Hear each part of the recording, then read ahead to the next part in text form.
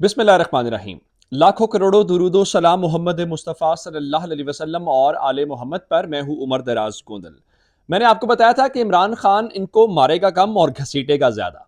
कुछ ऐसी ही सूरत हाल है। इमरान खान ने कहा कि कौमी असम्बली में वापस जा रहे हैं और वापस जाने का ऐलान करते हुए उन्होंने इस्तीफे मंजूर करवा लिए। 35 इस्तीफे मंजूर करवाए, जिससे इस्तीफे भी मंजूर हुए। ये भी इलेक्शन से भाग गए, आवाम को भी पता चल गया ये इलेक्शन ही लड़ना चाहते। और परवेज खटक ने ऐलान कर दिया तमाम सीटों पर हम इलेक्शन लड़ेंगे। और उसके बाद कहा गया इमरान खान खुद इलेक्शन लड़ेंगे अपने तौर पर। इन्होंने कल इलेक्शन कमीशन से फैसला करवाना है, चले वो भी फैसला हो जाएगा। उस बात को छोड़ के जरा थोड़ी सी डेवलपमेंट्स और आ गई हैं और पाकिस्तान तहरीक इंसाफ ने इनको एक बड़ा सरप्राइज दे दिया है। और बड़ा सरप्राइज ये है कि काम भी हो गया है और अपनी पोजीशन भी चेंज नहीं की। इसका मतलब यह है कि इनके पास प्लान, ये घबरा जाते हैं। तहरीक इंसाफ ने आज ऐलान किया है कि वो कौमी असेंबली में वापस नहीं जाएंगे।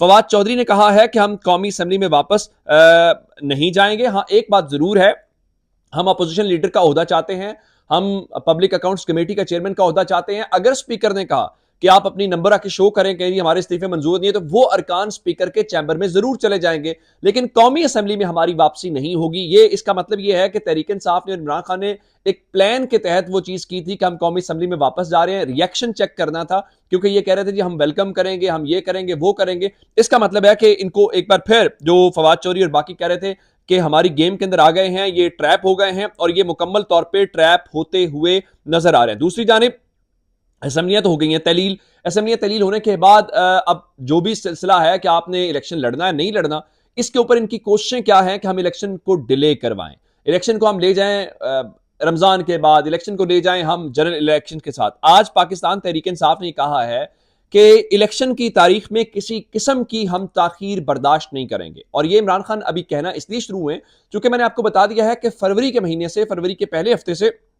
इमरान खान आपको सड़कों पर नजर आएंगे। अब उन्हें एहतजाज कह लीजिए, अब उन्हें इलेक्शन कैंपेन कह लीजिए, जो मर्जी आप कहना चाहते हैं, अब तो उनका पूरा राइट है। उनको इस्तीफा पहले हो चुका है, कौमी असम्बली के मेंबर भी नहीं है, उनको कोई रोक भी नहीं सकता कि आप इस हल्के में जा सकते हैं नहीं जा सकते।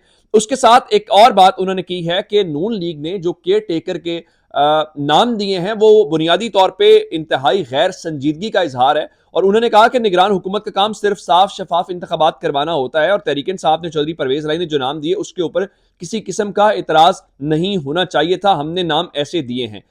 इस सारी सूरत हाल को देखते हुए इसका मतलब यह है कि वो जो मोहसिन नकवी वाली गेम है वो ताकतवरों की पीपल्स पार्टी की गेम तो हो सकती है।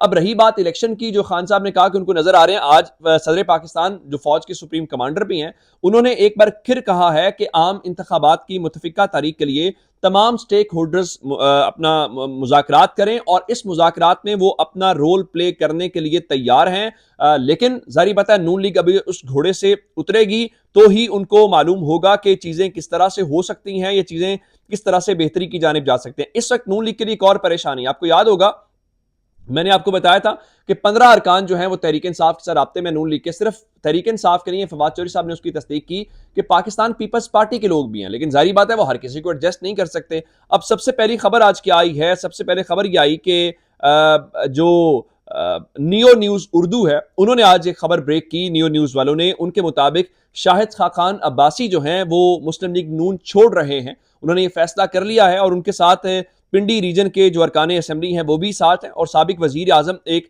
नई जमात बनाने का सोच रहे हैं। अब यहां तक तो बात हमें समझ आती क्योंकि ये बातें मीडिया के जरिए आ रही थी, तो मैंने आपको ये खबर उस वक्त नहीं दी। मुझे लगा कि शायद उनके इख्तलाफात तो जरूर हैं, मिफ्ता इस्माइल के भी इख्तलाफात हैं, और आपको याद होगा कि ये वजारत भी नहीं ले रहे थे, और बहुत सारी बातें हैं, इनको उस मुशावरती अमल में भी शामिल नहीं किया जा रहा। इवन जो इत्तेमाद का वोट लिया उसमें ही एक्टिव नजर नहीं आए, विफाक के अंदर नजर नहीं आ रहे। अब जरा आजकल ताकतवरों को एक टाउट है जो इमरान खान के लॉन्ग मार्च से पहले प्रेस कॉन्फ्रेंस करता है, जो बताता है जी इमरान खान की डिस्क्वालिफिकेशन हो रही है, जो टीवी पे बैठ कहता है जी इमरान खान असेंबली डिसॉल्व नहीं करेंगे, इमरान खान डिसॉल्व कर देते हैं। वो कौन है? वो फैसल वावडा है, जिसने इमरान खान के खिलाफ वो कहने को कहता है मैं इमरान खान के साथ हूं। मैंने जाती तौर पर जब मेरी इमरान खान से जमान पार्क में मुलाकात हुई तो मैंने खान साहब से एक सवाल किया था।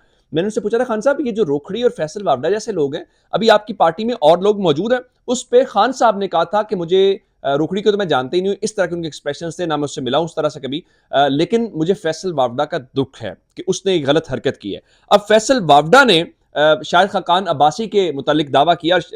फैसल वावडा अपनी जबान नहीं आजकल बोलते, फैसल वावडा किसी और की जबान बोलते हैं, बाकी किसकी जबान बोलते हैं बाकी आप बहुत समझदार हैं, इसके ऊपर हम बहुत बार बात कर चुके हैं।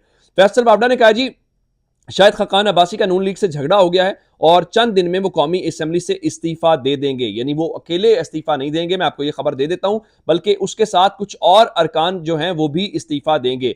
अब एक और डेवलपमेंट आपको बता देता हूं शहबाज गिल के हवाले से, चूंकि जनरल बाजवा वाला मामला है, आप जानते हैं कि एक हमारे सहाफ़ी दोस्त हैं शाहिद असलम साहब, आज अल्लाह का शुक्र ये है उनकी जमानत भी मंजूर हो गई है। तो जनरल बाजवा के मामले के ऊपर वो इस बारे में फरीक भी नहीं थे, और अहमद नौरानी जो स्टोरी की जनरल बाजवा के असासों के मुतालिक, कहा गया जी शाहिद असलम ने मुआवनत की है और जनरल बाजवा उसमें शिकायत कुनिंदा नहीं है, उसके बावजूद वो वहां पे कार्रवाई करते हुए हमें नजर आ रहे। इसी तरह से शहबाज गिल का मामला आप जानते हैं कि बहुत ज्यादा जनरल बाजवा और दीगर के बारे में बातें करने के ऊपर उन सबके साथ जो कुछ हुआ, तो उनकी दरखास्त जो है वो मुस्तरद करने के खिलाफ उनकी दरखास्त मतलब ये था कि उनकी जमानत मनसूख की जाए। इन्होंने सुप्रीम कोर्ट से रुजू किया था, जिसपे आज चीफ जस्टिस ने अपने चैम्बर के अंदर समाअत की और सुप्रीम कोर्ट ने शहबाज गिल की जमानत मंसूखी की दरखास्त वापस लेने की इस्तदा मंजूर कर ली है, यानी विफाकी हुकूमत पीछे हट गई है और उन्होंने बताया जी हम सुप्रीम कोर्ट से पीछे रहे, बताया गया कि वो मजीद आगे किसी फोरम के ऊपर जाके उस चीज को लेके उसको परसू करेंगे। अब जरा आते हैं और चीजों की तरफ, चूंकि इलेक्शन का मामला है और मैंने आपको बताया कि, बल्कि उससे पहले मैं आपको एक और खबर देता हूं, वो जनरल बाजवा से मुतालिक खबर है, चूंकि जनरल बाजवा का जिक्र हो रहा है। जनरल बाजवा के मुतालिक जो बताया गया है कि पार्लियामेंट के अंदर स्कॉटलैंड की स्कॉटिश पार्लियामेंट के अंदर जनरल बाजवा के हवाले से एक रेजोल्यूशन आई है और वो बेसिकली रेजोल्यूशन आजम सवाती साहब के हक में है और वहां पे डिस्कशन और उस को पेश किया गया है, जिसके अंदर कंसर्न्स और जो सिचुएशन है उसके ऊपर किया गया है और जो एलिगेशंस जनरल बाजवा के हवाले से हैं, क्योंकि सवाती साहब का दावा तो यही है जो कुछ उनके साथ हुआ है वो जनरल बाजवा ने करवाया है, ये जनरल बाजवा की वजह से हुआ। चलिए ये तो खटक साहब ये तो आजम स्वाति साहब कह रहे हैं, लेकिन अब तो कैप्टन सफदर जो बातें कर रहे हैं वो भी आपके सामने है, तो ये सारी सिचुएशन अपनी जगह पे है। तो अब मैं जरा आपको इलेक्शन वाला मामला बताना चाहता हूँ। इलेक्शन कमीशन ने कल एक फैसला करना है इमरान खान के हवाले से, लेकिन उससे पहले मैं आपको एक और जो बात बताना चाहता हूँ वो ये है कि इलेक्शन कमीशन ऑफ पाकिस्तान ने कराची के अंदर जो कुछ हुआ बिल आखिर 6 यूनियन काउंसिल्स की उन्होंने ले ली है जी, नोटिस ले लिया है बेजाब्तगियों के ऊपर और 23 जनवरी को केस की समाअत होगी। तब तक जारी बात है मेयर का इलेक्शन और बाकी बहुत कुछ होगा और उसके अंदर डीआरओ और रिटर्निंग अफसरान और उम्मीदवारों को नोटिस जारी कर दिए हैं और ये औरंगी के मुख्तलिफ यूसेज हैं 3, 7, 8 इस तरह से 6 यूनियन काउंसिल में, क्योंकि जो हाफिज नईमुर रहमान है वो बता रहे हैं जी हमने काफ़ी ज़्यादा यहाँ पे जीता है और हत्ता कि आज कराची के अंदर मुख्तलिफ इलाकों के अंदर हमने देखा कि एहतजाज हुआ और हैरानकुन तौर पर ये एहतजाज पीपल्स पार्टी करती नजर आ रही है, जीती हुई जमात है, ये एहतजाज जमात इस्लामी करती हुई नजर आ रही है। इवन आज लिबर्टी चौक के ऊपर जमात इस्लामी ने लाहौर के अंदर भी एहतजाज किया जो मैंने देखा है और उसके बाद पाकिस्तान तहरीक इंसाफ भी एहतजाज करती नजर आई। इवन वहां पे जो सिंध पुलिस की मौजूदगी के अंदर अली जैदी के ऊपर आज हमला भी किया गया, वहां पे तोड़फोड़ की गई, पुलिस खामोश तमाशाई बनी हुई। इसका मतलब यह है कि अगर कराची जैसे इलेक्शन के ऊपर तमाम पॉलिटिकल पार्टीज का यह हाल है तो फिर बाकी ओवरऑल क्या सिचुएशन बनेगी इससे भी आपको अंदाजा होता है। और इलेक्शन के हवाले से मैं आपको बताऊं, इलेक्शन तो बहरहाल अब होना ही होना, चीजें उस तरफ जा रही हैं। अब नवाज शरीफ, मरियम नवाज जो उनका नैरेटिव है वो मैं आपको बता चुका हूं, खबर जरा सुन लीजिए। गवर्नर पंजाब ये कह रहे हैं कि नवाज शरीफ 1 माह में वतन वापस आ रहे हैं, इस्तकबाल करने खुद जाऊंगा। अब नवाज शरीफ वापस कब आ सकते हैं? नवाज शरीफ सिर्फ एक गारंटी मांग रहे हैं कि वो वापस आएं तो उनको गिरफ्तार ना किया जाए। अब क्या उनको किसी ने गारंटी दे दी है कि आप वापस तशरीफ ले आइए, आपको गिरफ्तार नहीं किया जाएगा, या फिर ये सिर्फ और सिर्फ एक ब्लफ खेला जा रहा है ताकि अपने वोटर का, अपने जो सपोर्टर्स हैं, जो अपने लोग हैं, उनका जरा मोराल बुलंद रखा जाए। मैंने आपको एक और खबर दी थी, उसके हवाले से मजीद डेवलपमेंट्स आई हैं। मैंने आपको बताया था कि एलसीज ना खुलने की वजह से $5 अरब की एलसीज हैं और 4 साढ़े 4 अरब डॉलर आपके पास खजाने में पड़ा हुआ है। बताया गया है कि दरामदाद की बंदिश से 25%, अब अंदाजा कीजिए 25% दवासाज कंपनियां बंद हो गई हैं। अगर बंद हो गई हैं तो इसका मतलब है कि प्रोडक्शन कम है, डिमांड ज्यादा होगी तो सप्लाई कम होने की वजह से प्राइसेस ऊपर जाएंगी या लोग बेरोजगार हो जाएंगे और सिर्फ 15 दिन का खाम माल बाकी है। 25% आपने वो फार्मास्यूटिकल कंपनीज बंद हो गई हैं या प्रोडक्शन यूनिट्स बंद हो गए हैं, तो फिर आप अंदाजा कर लें क्या सूरत हाल है। दूसरी जानिब एक और खबर जो है बलूचिस्तान के जिला पंजगूर में बताया गया है चगाब सेक्टर के अंदर सरहद पार से दहशतगर्दों ने हमला किया ईरानी सरहद से और पाकिस्तान की फौज के 4 जवान शहीद हो गए हैं। पहले हम अफगानिस्तान वाली सरहद को इस किस्म के चीज़ें रिपोर्ट हो रही थी, आज ईरान वाली सरहद के ऊपर भी है, लेकिन हम किस चीज़ के ऊपर लगे हुए हैं? हमने जी इस्तीफे कबूल किए हैं और हमने इलेक्शन करना है, बाकी खैर है, धरती के बेटे धरती के ऊपर कुर्बान हो रहे हैं, उनके सरों को क्या दर्द है?